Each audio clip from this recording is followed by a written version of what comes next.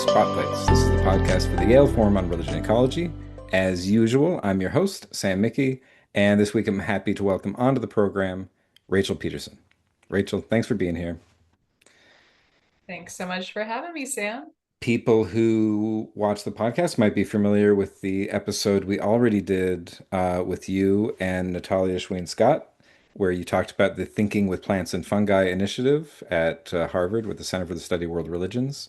And with both of you, I wanted to do a kind of summary of that initiative and the conference that happened in May, but you're both too interesting not to also interview individually. Mhm. And so excited to talk to you more about your own work and life. One of the things I'm always curious about is people's biography because not everybody gets into environmental work, and when they do, they don't necessarily get into the religious side of things. I think if you ask the average person on the street, like, what's environmental work about? They're like, I don't know, policy, environmental science, activism, that kind of stuff. Mhm. And religion's not on the tip of people's tongue when they're talking about, and likewise, when you talk to people about religion, they're not thinking, oh, you mean our relationship to the natural world. It's like, no, it's God or the soul or whatever. So how did you get into this? And for some people it's like an accident. Other people are like, well, I was born and bred to do this work. Uh, Uh-huh. so, so what's your kind of personal journey into this kind of work? Mm. Gosh, thank you for that opening, and I'll try to be brief. I feel like I've lived many lives for my age, one might say, but I'm grateful for the winding path and where it's brought me. Um, yeah, so I was raised in a really evangelical town in Texas. This always surprises people. I was born in a very small town in Texas. Where Um, at? Temple, Texas, north of Austin, south of Waco on I-35. I say it's really small. It feels like a one stoplight town, but it's like a medium sized Oh, town. okay. Yeah, I'm Do you from McKinney, north of Dallas. know Kid Yeah, Boy? Okay, I yeah. will resist speaking in a Texas accent for the rest of it. Um, but out of yeah, I was actually raised Catholic, which we could have a whole different conversation about. Being raised Catholic in a very evangelical place, you're repeatedly told that you're not Christian and you're going to hell. It was all very confusing. But yeah, as a teenager, I did the thing that I think many teenagers did, where I became very disillusioned with the hypocrisy of Christianity, of what I perceived to be Christianity, and the kind of hypocrisy of folks who I felt like were causing real harm in the world, Mm, people that I loved. And so I became like a sort of dedicated atheist humanist, mm, reading Kurt Vonnegut and deciding that I would, dedicate myself to alleviating the suffering of others, but through a kind of secular lens. And I don't know why, I don't know when and where, how and why. Probably the live oak trees in our backyard. We had mm. six massive southern live oaks that they were my church. And I became very obsessed with ecological crises at a very young age. And started a recycling program in school and went Wow. on to college and studied environmental policy. And I got to go to the UN COP15 in Copenhagen as a student delegate. And during my summers, I interned in DC at the Environmental Defense Fund, and I was going to save the world. And I really specialized in environmental forest policy, notably at that time. This buying and selling of forest carbon credits, which was very controversial, and the role that Indigenous peoples played in that and their rights around that. And after college, I had the really fun thing called the Watson Fellowship. They give 40 of them a year, and you get to do a year of international independent study and travel. You just have to let them know you're alive every 4 months. It's a pretty special deal. So I got to do really amazing field work with Indigenous communities in the Amazon and the Arctic, Borneo, and in the outback, and kind of had a crisis because I felt like my best self in the field. Like I loved doing field work and I loved being in community, but I also knew that those places weren't mine. Mm. And so I came back and got recruited for a job in DC, where I worked on a project called Global Forest Watch, which I loved at the time. It was a really dynamic time. A small team of folks had this crazy idea to monitor deforestation in real time from space using satellite imagery and AI. And so I literally would sit at my desk and watch like logging roads snake through the Amazon or watch palm oil expand in Indonesia. And sort of we have this kind of mythos, right? That if you could just see it, if you could measure it, you could change it, right? Yeah. Of course, I think we all know that things like supply chains and land use policies and oil concessions and these things are quite difficult to change. And though we saw some positive change, I would say on the whole, my trajectory over those 5 years was one towards burnout, just feeling Mm. like every year we blew past every single commitment, voluntary commitment, climate commitment, biodiversity commitment, for deforestation reduction commitment. And I think it was a confluence, a couple of things that sort of drove me into divinity school. One was that I found it very strange at the time. I think this has changed quite a bit, but there wasn't space in DC to talk about things like grief, despair. And I do think this has changed a lot. But when I was there, it would only happen over a beer at the UN General Assembly where someone, a negotiator might say like, "Oh, I really regret having children. Like, I Mm. think left them a world that's falling apart, right?" Right.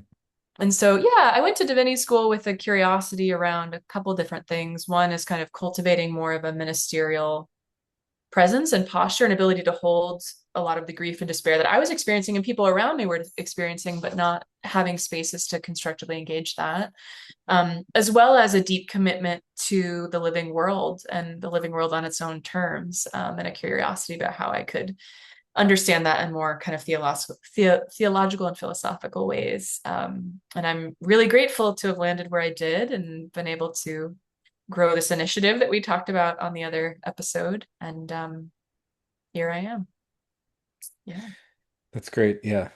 That's quite a trajectory. I'll tell you, speaking of growing up in Texas, likewise, I grew up Catholic, surrounded by evangelicals who told Mm, me I'm not Christian and I'm going to hell. yep. And so So confusing. it's so, yeah, I'm like, no, I'm Christian too, just like you guys. And they're like, nope.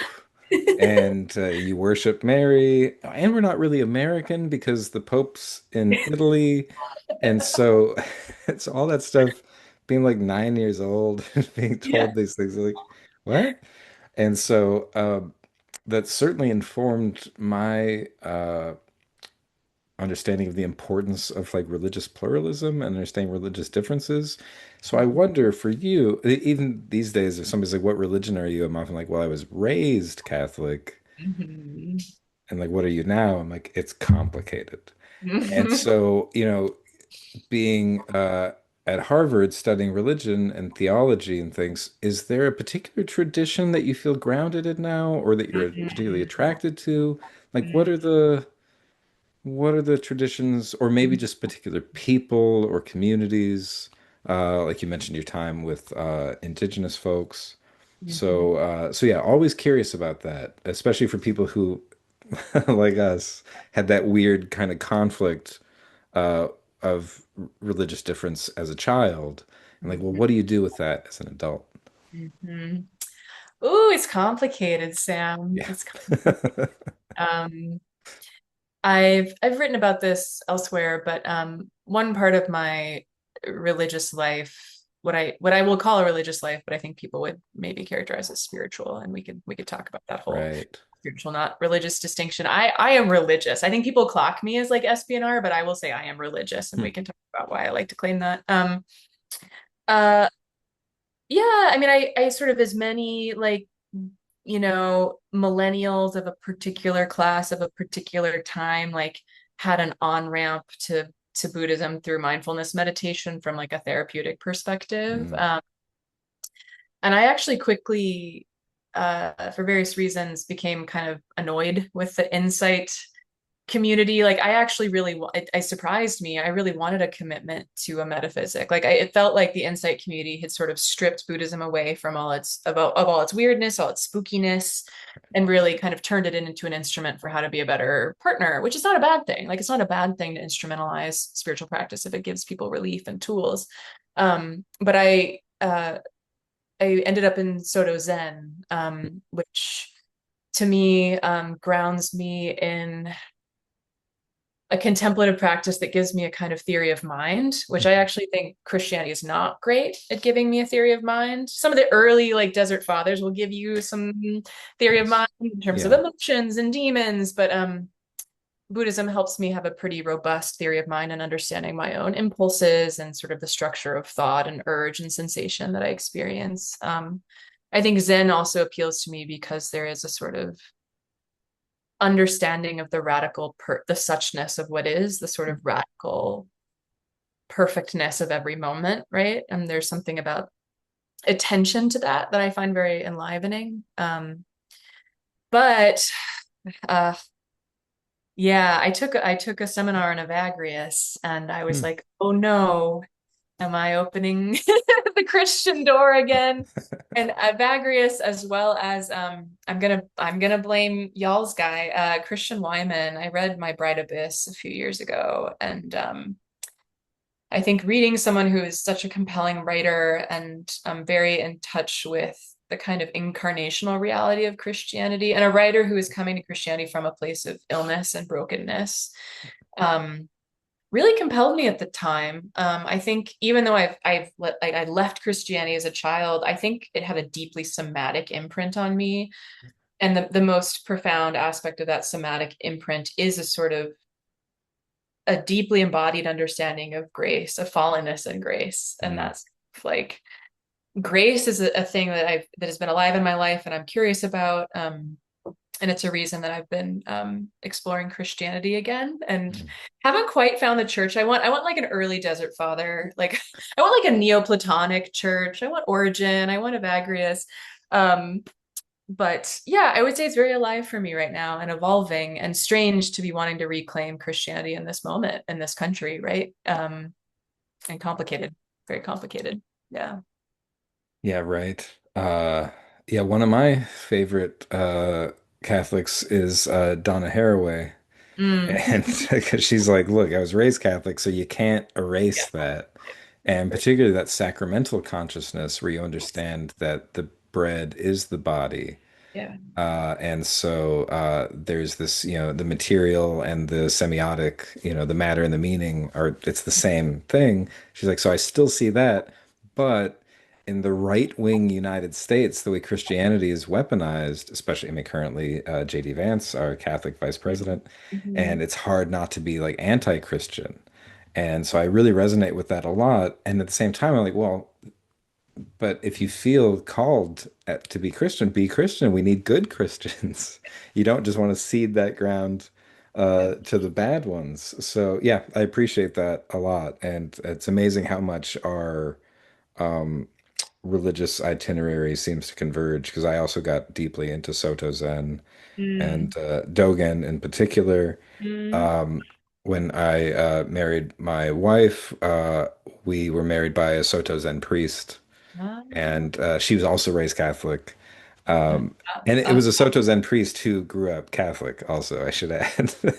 I mean, you can't get away from the smells and bells. I'm like, give me the Yeah, bowing, give me the chanting, give me the incense. The liturgical game is strong, and so does it. And I think that does speak to yeah, the deeply ritualistic impulse yeah, and the attendance to materiality for sure. yeah. And I'm with you. It's if I could find that church that was like grounded in like origin of Agri, like okay, I'm going to that church. Totally. Maybe we should just start with music. That's still the tough part. Is like, where's the church where they're really speaking my language? Uh, Mhm. so Mhm. yeah, I appreciate that quite a bit. I want to go back to the point you made about spiritual but not religious. You're like, no, no, no, religious. I have a few friends who, in fact, would rather say I'm religious but not spiritual. Yes. Um, I've heard this and too. and so I'm wondering how those terms land with you because they are so complicated, contested, conflictual. So yeah, why are you going to say no, no, no? I'm not spiritual, I'm not religious. I am religious. Yeah, and I have to say, some of my I may just be a reactionary against some of the things I dislike in SBNR kind of discourse in communities, um, which is a sort of kind of haunting, I think, by the kind of consumer capitalists, like the customer's always right, like window shopping, pick and choosing. Although clearly I'm sitting here being like, so does Zen and Christianity. So, you could, Right. but but I think it comes, the reason I'm choosing religious is because I actually am deeply committed to claiming a lineage and a tradition. And, ultimately I'm sort of rooting that in community, rooting that in ritual, and even if some of that like rooting in tradition means revitalizing it or picking some, like for example, claiming not many people are like, I'm a Christian, but I'm an Evagrian Christian, right? Right. Religions are obviously multiplicitous and heterogeneous, but I think for me, it's situating myself in a lineage, and in a community, not just a sort of, I think spiritual often kind of is reduced in our contemporary milieu to a kind of individualized experience. There's a Mm. fetishization of experience versus I'm interested in ritual, I'm interested in text, I'm interested in community, I'm interested in like liturgical, performance, as it were. All the trappings, right? I don't want to get rid of the trappings. And I feel like the sort of claiming of SBNR is an attempt to get rid of the trappings, you know? Yeah. Yeah, it reminds me of Evan Thompson has that book, Why I'm Not a Buddhist, kind of playing off of Bertrand Russell's Why I'm Not a Christian. And his thing is like, well, I do meditation, stuff like that, but I can't call myself a Buddhist because I'm not into that all the trappings. And so I appreciate that honesty of being like, well, if Buddhism means all of this, the metaphysics and the ritual and all that kind of, it's like, I really just do this meditative exercise and it relates to cognitive science, all these kinds of things. So it's exciting to see that more and more people are kind of waking up to that hunger for the trappings. Like, no, we want the ritual, we want the community, we want the liturgical side of things. Mhm. And so I know at a certain point in like the Pew Research polls, Yeah. spiritual but not religious started to kind of decline. And then you Yeah. have the rise of the nuns, that Yeah. just none of the above. You're like, just I'm not filling out the survey.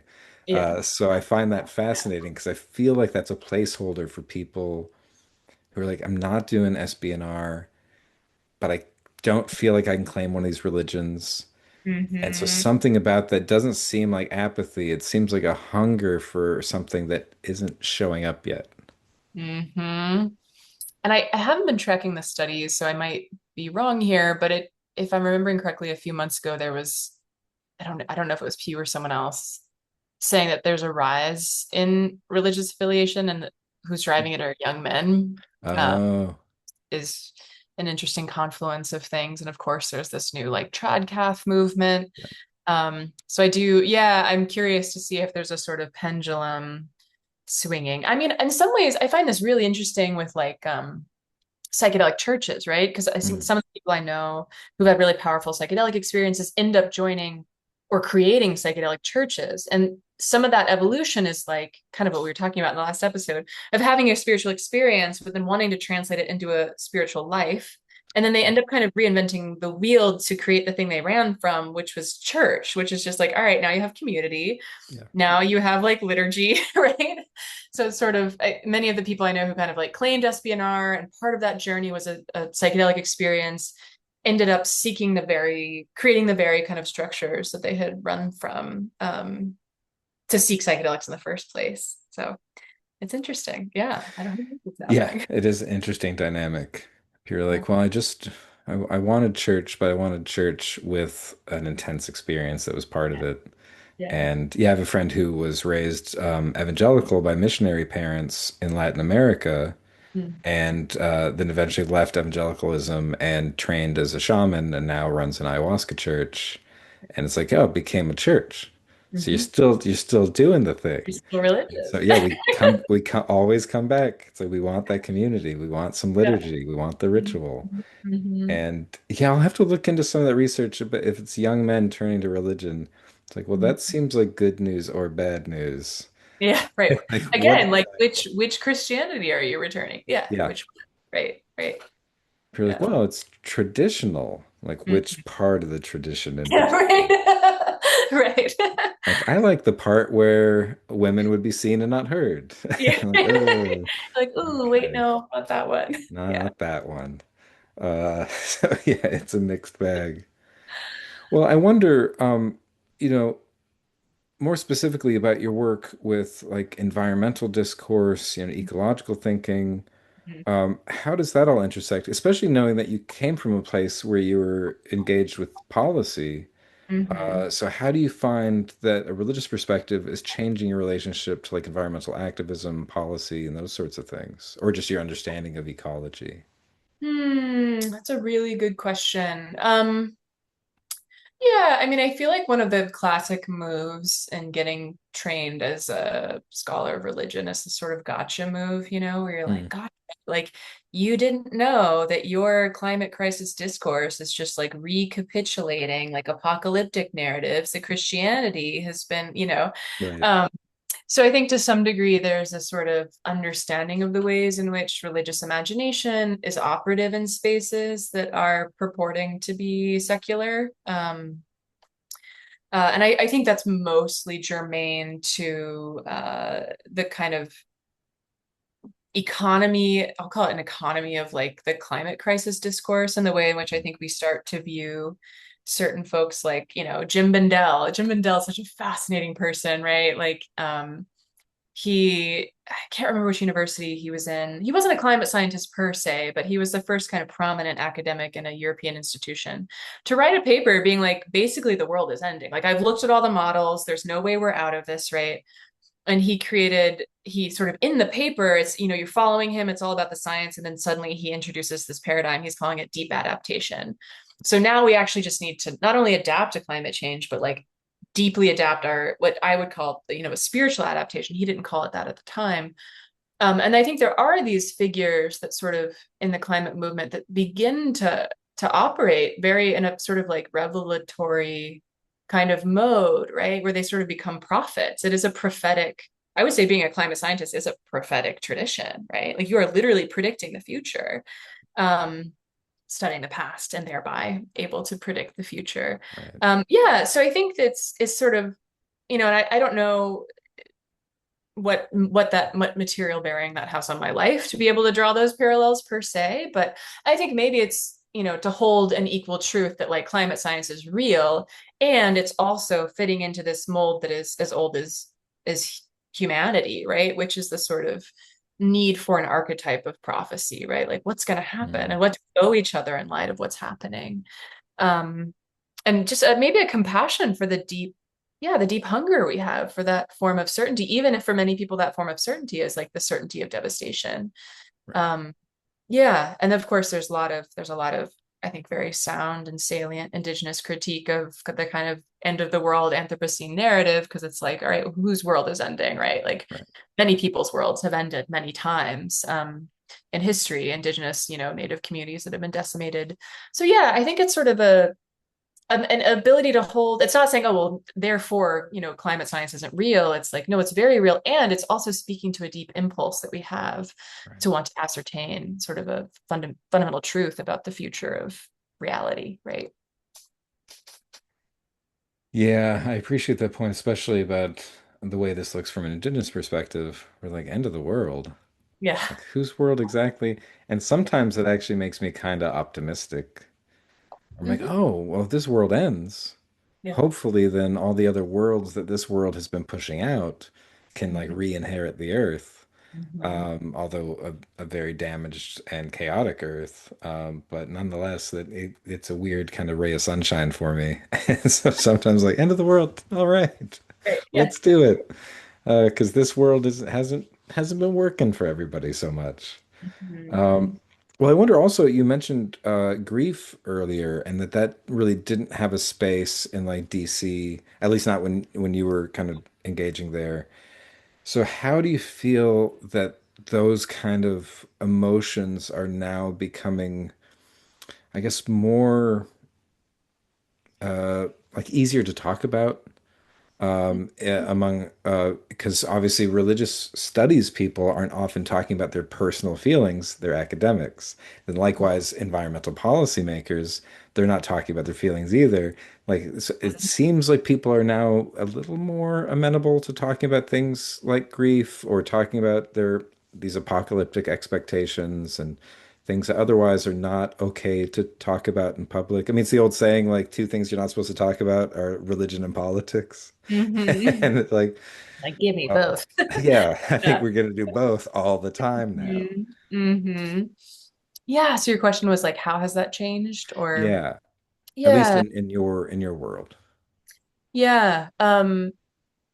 So I think I've seen a couple of things change. I think the back door into this conversation ended up being burnout. Mm, So there's any number of prominent environmental journalists, biodiversity scientists, climate scientists who began to talk about just how burnt out they were. And in context, I think in light too of like the accelerating severity of the data, I will say of everyone that I've spent time with, it's the biodiversity folks who are usually the most emotional, which makes total sense to me. Like if you dedicate your entire career to studying a single species and they go extinct in your lifetime, like it's a very emotional Yeah. experience, right? And so I think burnout became part of the discourse.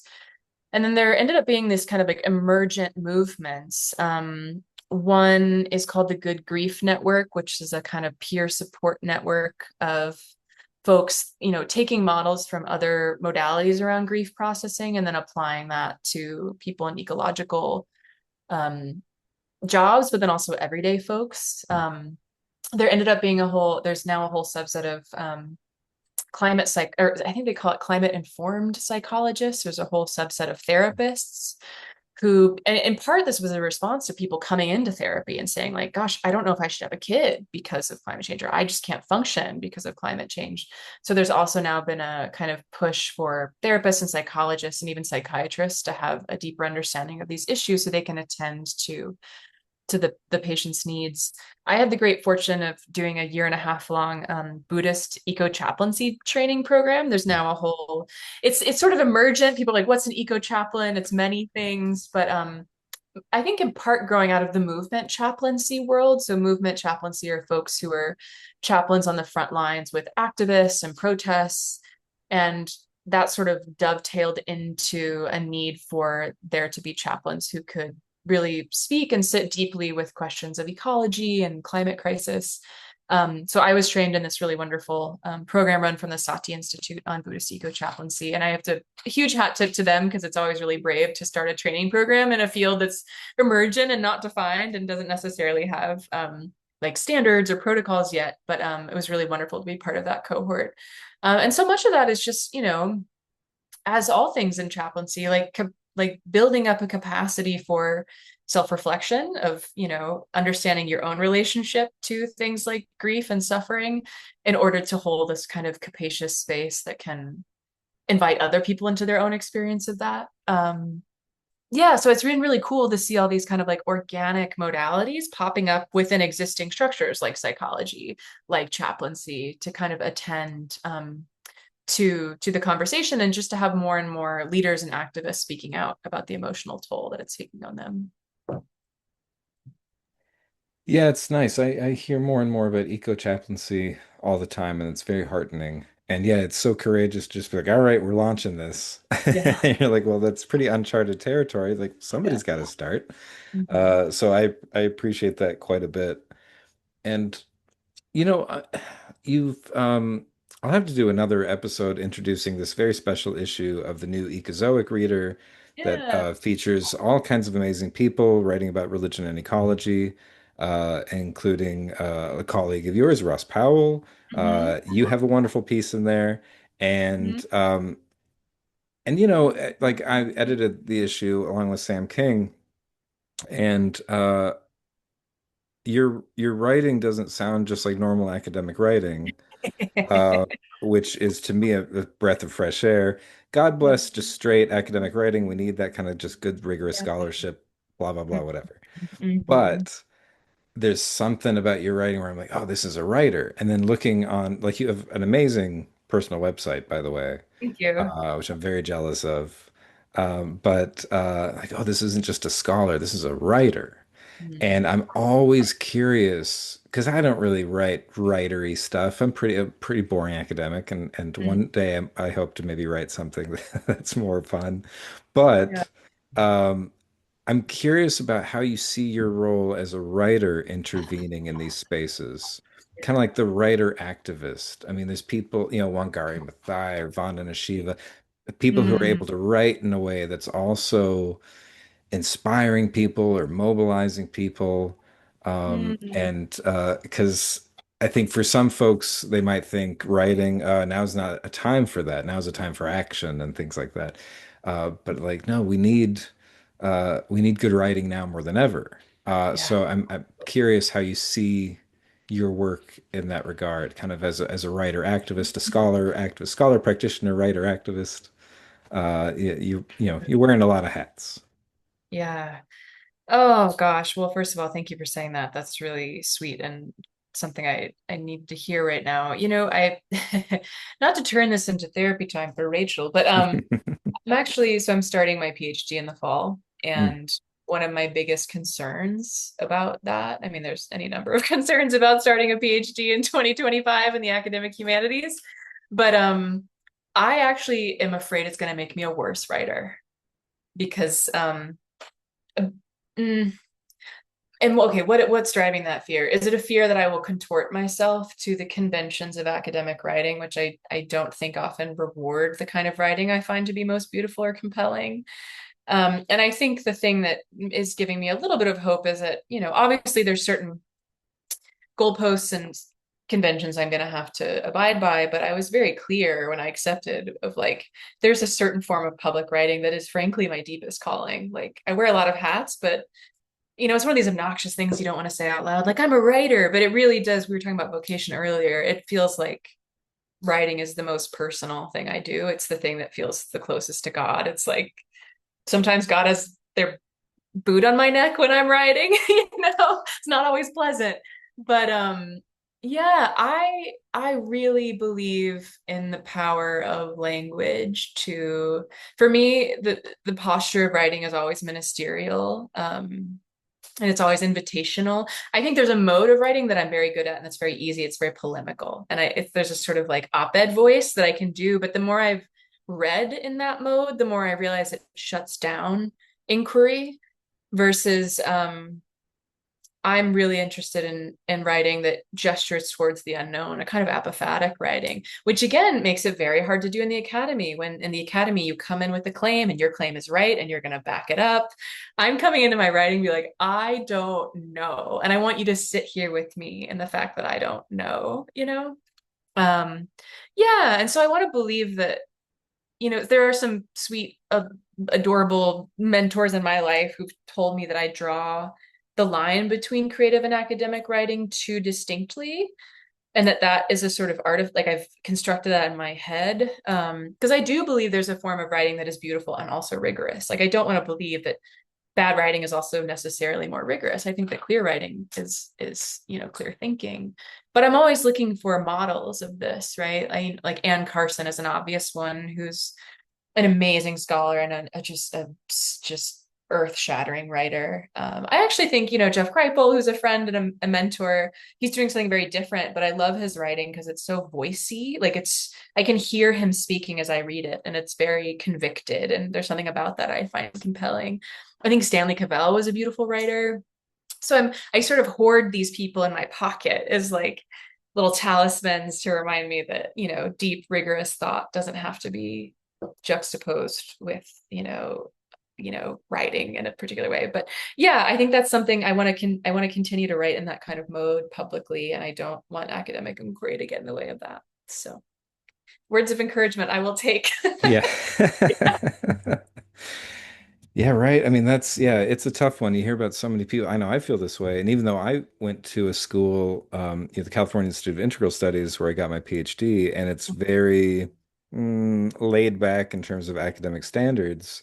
And even at a place like that, I felt like after my PhD, I had to kind of de-educate myself to a certain extent because you learn some habits that aren't good habits, but are like necessary to learn. Yeah. And so yeah, it's a struggle. Mm. Yeah, Jeff Kripal. I mean, yeah, all the people you mentioned are great examples. I also think one of my favorites is Tim Morton. Oh yeah. Is just so exceedingly brilliant, but also just increasingly just on fire about things. And so you're like, okay, you're not sacrificing your intellectual rigor, Yeah. but you're also adding some flavor into it. Yeah. So yeah, that's definitely it definitely came off the page when I was reading your work. So it was that Mm. was just a treat. Oh, thank you. And certainly a role model to me. And to see, and you cited a paper of mine, I was like, what? It's so I was like, good. no, I should be citing your work. So yeah, nice just to find kindred spirit. And yeah, so important at this time to be able to raise our voices, especially as our media ecosystems are full of so much noise. And it's so important for people to raise their voice with something that can inspire and inform and mobilize people. And yeah, Yeah. so good luck. Yeah. And that's I also one of mean, those things, if you have the right advisors encouraging you, sure. I have a master's student right now. I'm advising his thesis, and Mm. initially he's like, "Look, I like creative writing. Don't put Mhm. me in a box." And I was like, "Well, you found the right advisor." Yeah, So I think great. we're gonna have a great time Yeah, together. So as long totally. as you have the right people encouraging that side of you, then I don't think Mhm. a PhD is too soul crushing. Mhm. Uh, Mhm. and or if it is, it's in the right way. Like, you can't make a diamond without pressure and that kind of all those cheesy metaphors, Yeah, yeah, for the sure. caterpillar and the chrysalis and all Mhm. that kind of stuff. Mhm. Yeah, for sure. Well, that's exciting. Well, we'll have to talk more after you've started the PhD and see how things are going. I'll be curious. And Yeah. that's at Harvard. Yeah, but I'm doing it in the Germanic languages and literature Oh, department. So nice. the continuation, well, a sort of unfolding of this project that I began my master's thesis on, or I sort of did my master's thesis on, of kind of revitalizing forgotten plant ancestors in the Western tradition.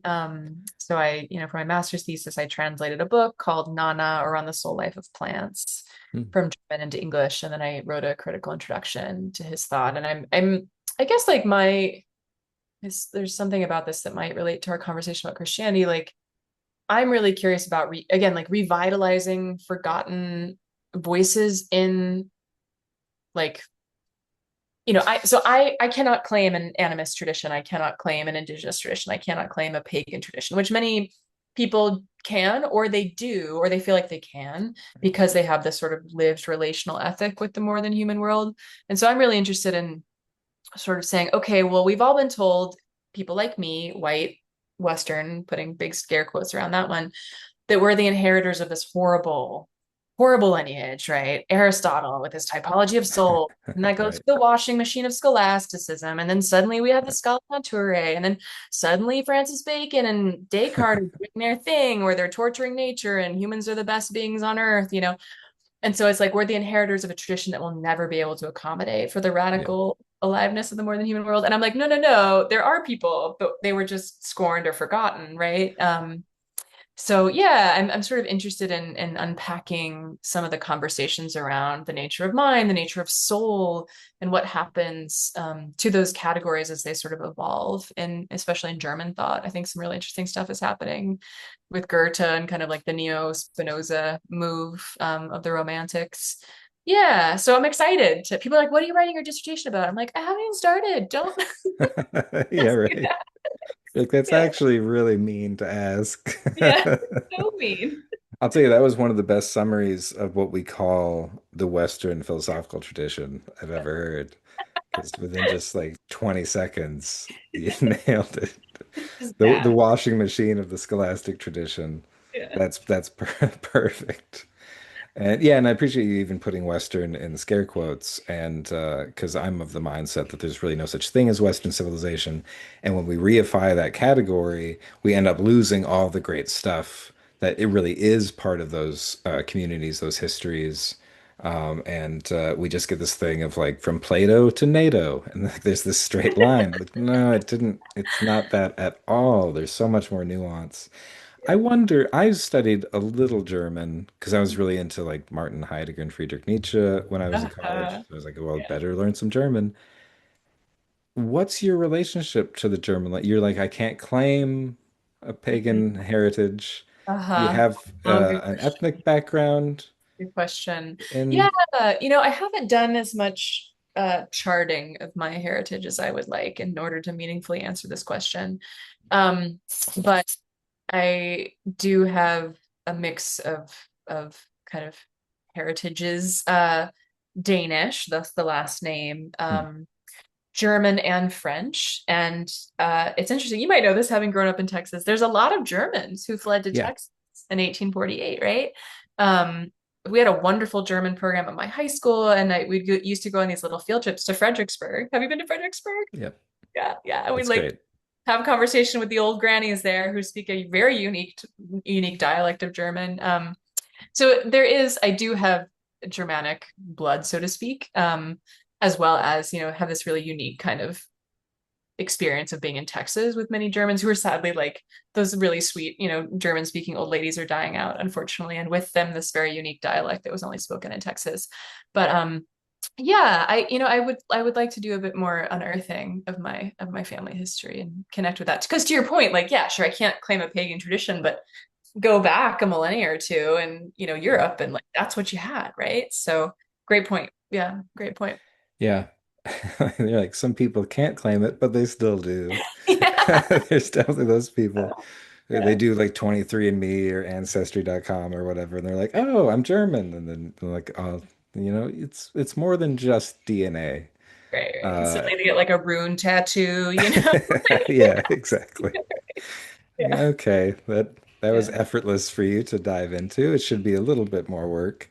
But yeah, I appreciate that. I feel like it's, yeah, like you said, go back a millennia or so, and then it's one of those things, I always probably impolitely ask indigenous people, I'm like, what do you think about this idea that we're all indigenous? And people are like, no. How Yeah. about no? Yeah, But right. I have an answer for you. yeah, it's very simple. You're Yeah. not. It has Yeah. a very precise political definition for current times, and you do not count. But then Hmm. sometimes people are like, well, of course, at Yeah. some point. Yeah. And then it's a question of like, how can you honor that legacy and that lineage and learn to renew it in some way and participate in it. So yeah, I appreciate that. That's difficult work. Anybody who translates anything has my utmost respect. I spread myself too thin with languages. Like took like a year of Latin, a couple of years of German, a few years of Spanish. So now if somebody's like, say hello in a certain language, I'm like, I forgot which one's which. Got it. And for the most part, I know Spanish better than anything because that's the one I use the most, like with neighbors and things like that. Yeah. But yeah, so utmost respect for translators. So yeah, I'll be excited to see what you end up doing. Especially, I mean, Goethe is such a great example of a thinker that seems to be increasingly revitalized. People are like, oh, wait a second. I think we kind of missed the importance of this person for understanding what science and religion could be.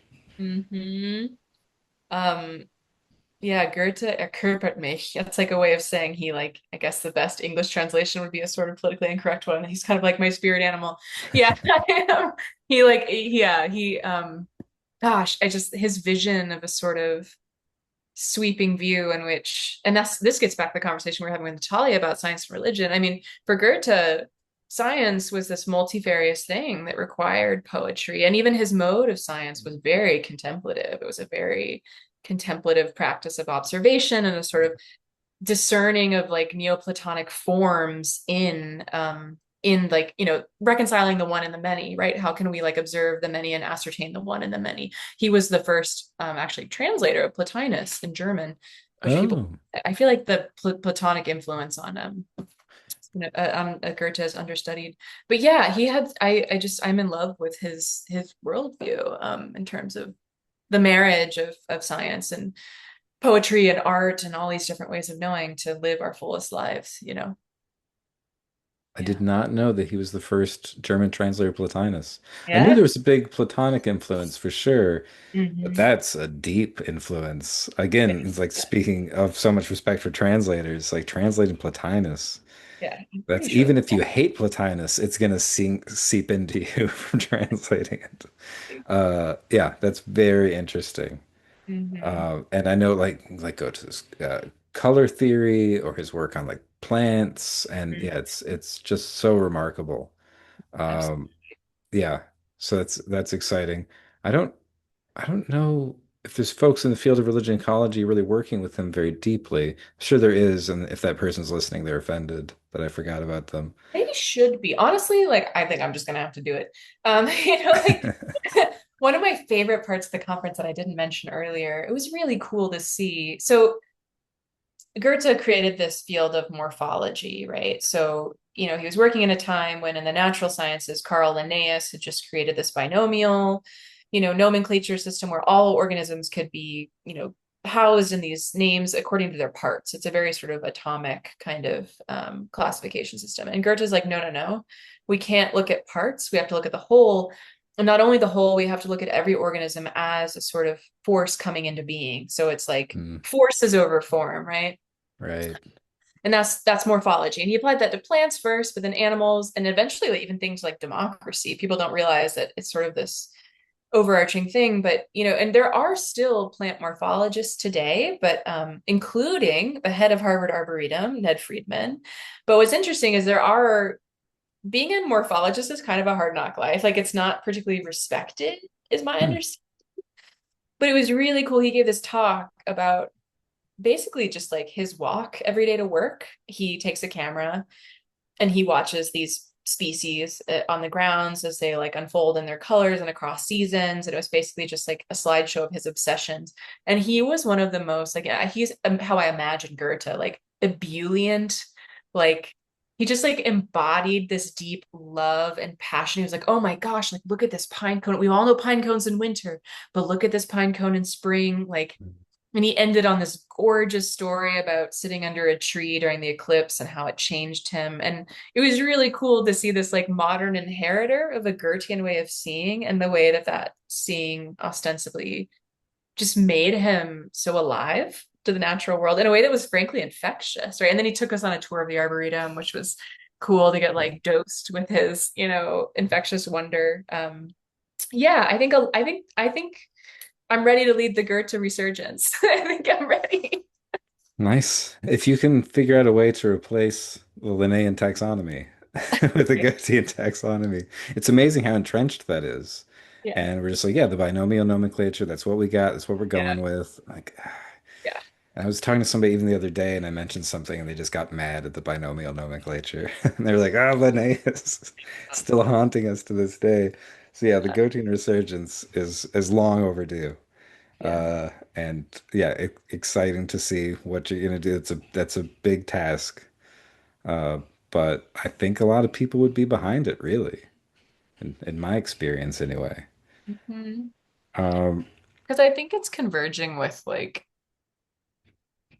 I don't know. I feel like just as species are threatened, like modes of perception are threatened, mm, like we're yeah. losing certain modes of perception and that's being heightened by technology. And, Goethe said like every object well observed like gives birth to a new organ of perception in me. So it's like everything I learn to observe changes me and my ability to perceive. So I really think there's a kind of hook there with the kind of current paranoia, not paranoia, but, rightful anxiety about the way that technology is changing our perception. Yeah, right. Technology and the attention economy. Like, yeah, we're having a lot of trouble seeing anymore and feeling. Mm-hmm. And people know it. I mean, the studies keep coming out. Like, it turns out using ChatGPT does not make you smarter. Who knew? No, it just Who makes would have things more thought? convenient. Yeah. Yeah, Yeah, I like that we need studies before people really believe that. I And know. but yeah, so people are they're going to be hungry for that. I'm like, oh wait, I can actually cultivate my perception. Like perception is like an art form, and you can practice it. You can get better at it. You can enhance it. Mm-hmm. Uh, so yeah, that's exciting work, and by no means easy. And I think people are like, right, I want hard work again. I don't want convenience. Yeah, yeah, yeah. I want to like the difficult work of looking at a pine cone. Yeah, yeah, yeah, totally. Yeah. Yeah. And I feel like that's, I mean, again, there's so many different entry points into plants and why I ended up with plants, but plants seem to be historically like the thing that invite people in, like they were the thing that invited Goethe into this whole meditation. Plants were the thing that caused the guy that I work on, Gustav Fechner, to have this epiphany about the ensoulment of the universe. Charles Darwin, when he got super sick with I think it was with eczema, he had a number of chronic conditions. He just laid in bed watching plants circumnutate. And it's really fun Mm. to read his letters. All he can do all day is just watch this pea plant grow in a circle. And actually, this is my tattoo. It's a Nice. diagram of the plant growing. Awesome. And it just, he says it instills him with this profound joy. Hildegard von Bingen, I mean, if you look at her relationship with plants as this sort of doorway into God's presence on earth, viriditas, like greening, greenness, Right. that she talks about, right? Yeah, plants seem to be a kind of invitation into a more contemplative mode of being. You know, we see that throughout time, and I think today as well. Yeah, that's fascinating to me. There's something about animals that are maybe a little too much like us, Yeah. where it Yeah, doesn't really invite you into the whole mystery of it all. And right. plants are different enough. You're like, wait, what? Totally, totally. Yeah, there's something really special about that. Yeah, Mhm. I'm just fascinated by the increasing attention people are giving to plants. Mhm. Um, and it gives me a lot of hope because there's something about liking things that are different than you that opens up so many possibilities for our ethics and politics, where maybe we wouldn't be so xenophobic and racist and sexist. And you're like, oh no, differences are actually great, and it's an invitation to participate in just the wild mystery of the world. Absolutely. Yeah. Feshner has this beautiful line where he's like, could it be that in addition to souls that run and scream and shout, there are souls that like unfurl and reach toward the sun and flower and bloom? And it is not what I share with those souls that gives them a soul, but it's what I don't. Right. So the sort of like alterity as the basis of relationship, I think is super powerful. Yeah. And something needed today, as you say. Yep, can't emphasize that enough. And I'm kind of a broken record about that when people are all about like, well, once you find common ground, that's when you have a Right. good ethical relationship. I'm like, no, no, no, no, opposite direction. It's the otherness. And, that's great. You know, I know Feshner just a little bit, but you're definitely inspiring me to look at him more. Um, that's one of those things. Sometimes at a point in your life, you're introduced to a thinker and you're not like ready for them. And then you're Yeah. like, oh, whoops, missed Yeah. this. So yeah, absolutely fantastic. I mean, you just do all my favorite stuff. Um, and so Likewise, Sam. yeah. And the fact, and then, so not terribly surprised and be like, oh, Catholic, grew up in Texas among evangelicals. Like, okay, we have a crazy similar trajectory. Really. So yeah, this has just been delight. And like I was saying, with Natalia, I gotta have both of you back on more regularly, because it's good for me. Like you mentioned earlier, like not to get into therapy. Like, Right. yeah, well, sometimes the podcast is therapeutic to me, and certainly talking with you is like that. It just really lifts my spirits, even about dark things like mass extinction and climate change and ecological grief and all that stuff. So it really just a pleasure talking with you. Well, thank you all for everything you're doing. I mean, you guys are the HQ of all things ecology and spirituality. So thank you for providing the platform to convene the conversation. Yeah. Oh, yeah. The pleasure is all mine. Um, well, and as you know, I like to end episodes where the guest ends with a word or phrase. And anytime I tell people that, I also try to elaborate for a minute to give you a chance to think of a word. Uh, it buys you a little time. Occasionally, especially Got it's, it. especially people like academics in particular will be like, hold on, and I need like 10 minutes to think about this to find the exact right thing. And Yeah. then when they give me a word, it's like a paragraph. And so it can be a tough assignment. Yeah. But I like it. It gives you the last word, and it's just kind of an evocative way to end the episode. So, Uh, Rachel Petersen, it has been a delight. Give us a word or phrase to take us mm, out. well, given what you said just now in closing, I'm going to go with a classic, which is find the others. Find the others.